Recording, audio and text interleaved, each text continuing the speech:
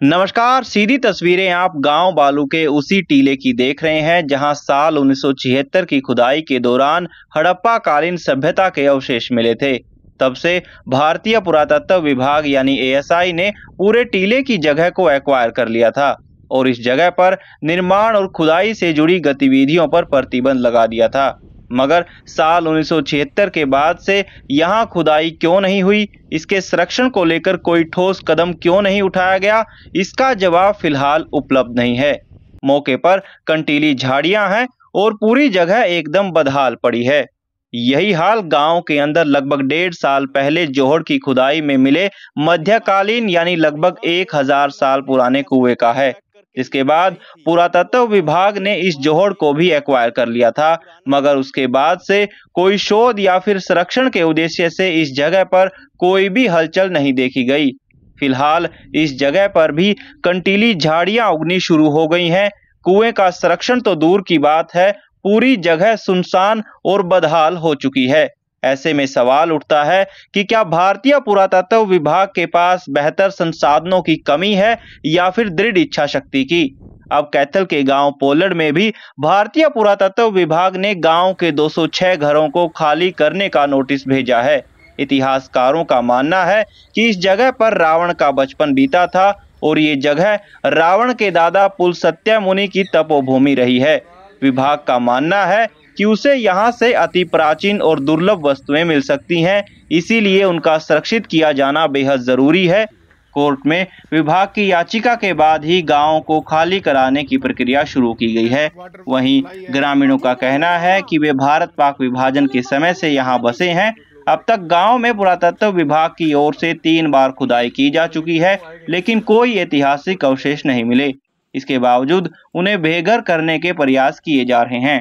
ऐसे में भारतीय पुरातत्व विभाग की कार्यशैली पर भी सवाल उठते हैं कि उसने इतने सालों में जिस जगह को भी एक्वायर किया है, उसके संरक्षण को लेकर उसने क्या कदम उठाए हैं। कैथल के गांव बालू में अब तक जितनी जगह एक्वायर या रिजर्व की गई, उसके संरक्षण और संवर्धन को लेकर आज के समय तक कोई ठोस कदम क्यों नहीं उठाया गया। ऐसे में गांव पोलड़ के लोगों के आसियानों के साथ भी अगर इसी चीज की पुनरावृत्ति होगी और भविष्य में वो जगह भी गांव बालू की तरह खंडर का रूप ले लेगी, तो इसका कसूरवार कौन होगा। सवाल तो विभाग और सरकार से पूछा जाना चाहिए। वाटर सप्लाई है, अगर ऐसा था तो इसकी जिम्मेवार सरकार भी है। अगर इसको उठाया जाता है तो सरकार को सोचना चाहिए, पहले इनके पुनर्वास का कोई सिस्टम बनाए। ये एक तुगलक की फरमान है जो जारी कर दिया है कि भाई 24, कोई बोल रहा है 24 घंटे में गांव खाली करो, कोई 15 दिन में गांव खाली करो। इतना बड़ा गांव, 7-8 हज़ार की आबादी, कहाँ जाएगी ये एकदम, सभी गरीब लोग। लेकिन कहा जा रहा है कि पुरातन संस्कृति से जुड़ा हो। देखिए वो तो कुछ भी कहेंगे, लेकिन हमने देखा है, हमारे सामने खुदाई हुई थी, यहाँ कोई विशेष चीज़ नहीं निकली। और दूसरी बात, जिंदा लोगों को दफना के अगर हम पुरानी चीज़ें निकालेंगे तो उसका कोई तात्पर्य नहीं है। ये तो सरकार को भी सोचना चाहिए और पुरातत्व विभाग को भी सोचना चाहिए। अगर उनका कोई ऐसा था, ऐसी साइट थी, कोई इम्पोर्टेंट था, तो आज तक क्यों नहीं रोका उन्होंने। 70-80 साल हो गए। ये तो कानून भी अभी 20-25 साल से, अगर कोई आदमी एक जगह पर एक स्थान पर रहता है तो उसका मालिकाना हक हो जाता है। हम तो यहाँ 100 साल के करीब हो गए, 80-90 तो कम से कम हो ही गए ना। तो जब तक कहाँ था पुरातत्व विभाग, कहाँ थी सरकार। आज एकदम से आकर तुगलक की फरमान जारी कर दिया। गांव के लोग टेंशन में हैं, कई डेथ हो गई, पहले भी कई मौत हो चुकी हैं। तो इस पर मोदी सरकार को कड़ा संज्ञान लेना चाहिए।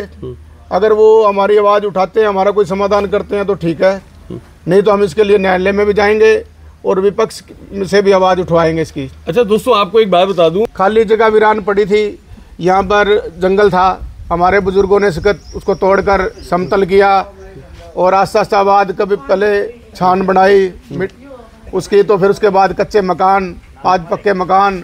फिर सरकार भी बराबर सहयोग कर रही है। सरकार ने पूरी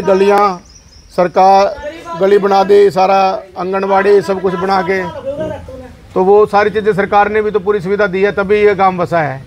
आज वो एकदम अचानक से बोल देना तो न्याय प्रिय नहीं होगा। कच्चे मकान बनाए, फिर हमने ये पक्के बनाए दिहाड़ी कर करके। बच्चे हमारे बाहर घुमाते फिर हमारा कोई ज़मीन नहीं, कोई भी वो नौकरी वाला नहीं। बोल हम क्या करेंगे, छोटे छोटे बच्चे हमारे हाँ कोई न्याय होना चाहिए ना गरीब आदमियों का।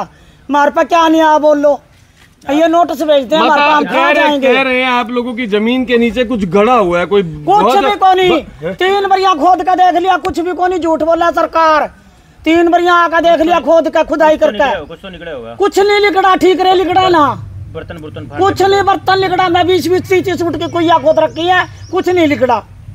लैट्रिन की कुइया खोद दिया, कुछ तो लिकड़ना चाहिए, कुछ नहीं लिकड़ा, कुछ भी मिट्टी लिकड़ी है। प्रशासन तो दावा करता है माता जब यहाँ खुदाई हुई है 2013 में, तो यहाँ कुछ ऐसी चीजें मिली, उनको शक है कि और भी बहुत कुछ सामान होगा। और कुछ नहीं मिला जी, कुछ भी। आज हमने 50 साल हो गए, कुछ भी को नहीं। 3-4 बार खुदाई कर ली ना सरकार वालों ने, कुछ नहीं मिला। अच्छा, आपने अगर कहीं और शिफ्ट करवावे हैं तो कर रहे हैं सरकार कुछ? हाँ जी, अगर कहीं और शिफ्ट करते हैं फिर तो खाली कर देंगे गाँव में, तो क्या खाली कर देंगे, हमारे घर मकान बना कर देते हैं, फिर कर देंगे शिफ्ट। पर वही तो कह रहे हैं। हाँ, ये तो थोड़ी है, सारे गांव गया एक जना थोड़ी है भाई, एक जना ये सब गांव बस गया। पहले थोड़े घर थे उठा देते, आज इतना बड़ा गांव है, पक्के मकान बनाए हैं लोगों ने दिहाड़ी कर करके। नू बताओ, आजकल दिहाड़ी में गुजारा नहीं होता, मेरा आपका पेट बोच बोच का बनाया हमने है। आज हमने ये ठाण आ गए। तो कागज, इसकी जमीन के कागज तो होंगे आपके पास? माँ हमारे पास कुछ नहीं। फिर तो जमीन किस पे ली? जमीन आदि पड़ी थी बंजर, हमने आकर मकान बना लिया, जब तो कोई रोका को नहीं किसी ने। जमीन तो प्रशासन कह रहा है कब्जा है। हाँ जी, अभी तो कब्जा की बोल रहे हैं। हमारा कब्जा, कब्जे की सुन लो, आजकल 2 साल बैठ जाना उसका भी कब्जा हो जा।